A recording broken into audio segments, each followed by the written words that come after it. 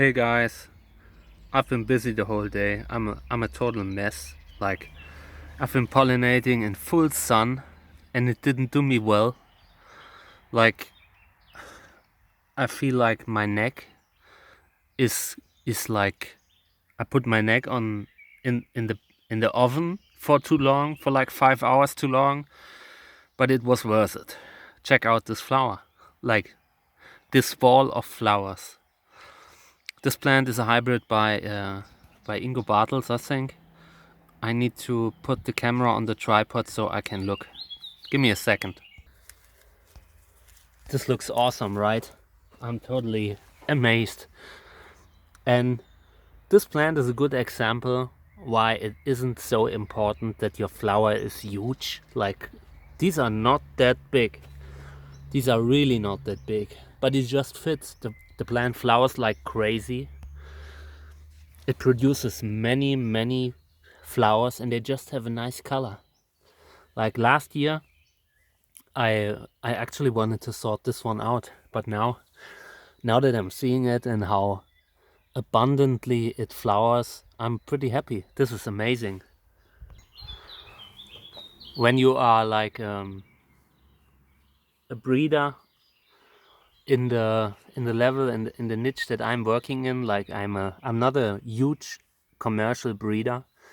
I have relatively small greenhouses, but I breed like just the best stuff, only the best. And when you do this, you just don't have a lot of space, and I need to sort out every year.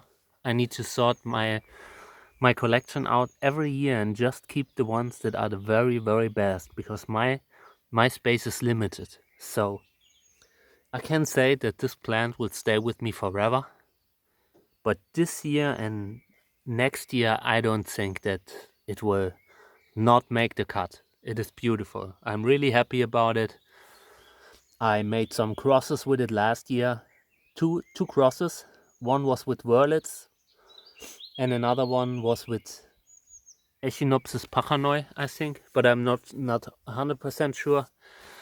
And this year we have many flowers to pollinate. Right now I already pollinated one and I need to pollinate 6 more. So I brought me some pollen and I'll go through my bags with you here. So what do I have? I have a hybrid between Flying Saucer and Cantora Gelb. That's the first one that we'll use. Then I have here Flying Saucer. Well. Trichocereus tunariensis. Then I have Paul Ehrlich, Claw,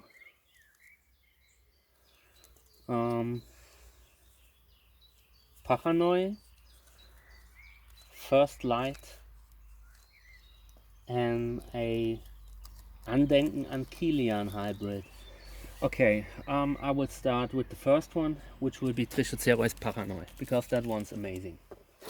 That's a super amazing Trichocereus pachanoi, and I will pollinate this one. You can never have enough offspring from that particular plant that I'm just crossing with. So I really hope that this one will take. I forgot to bring some labels, so I need to pause the video and get some labels, otherwise this here will end in total chaos. So give me a second. Okay, I'm back and I brought some labels with me.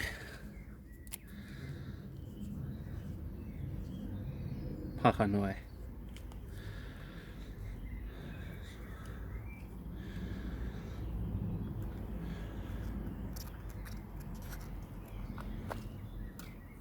And this is really bad for the fingers. Okay, so now this one and this one will be pollinated with Trichocereus tunariensis. Pretty amazing hybrid with lovely big flowers.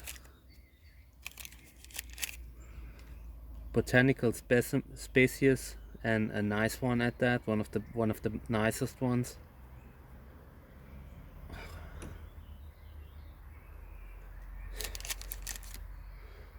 I'll use up the whole bag because it's frozen pollen and you never know if it'll succeed or not. We will see.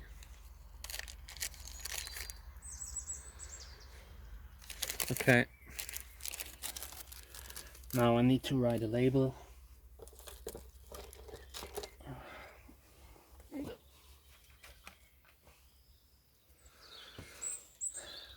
It's been a really long day, guys. People underestimate how much work it is to be a cactus breeder. They think like they do nothing but being in the greenhouse and looking at the plants, but that's not the case. It's such a hard business when you're like in full sun all day long, especially when you're taking videos. I mean, okay, now flying saucer cantora.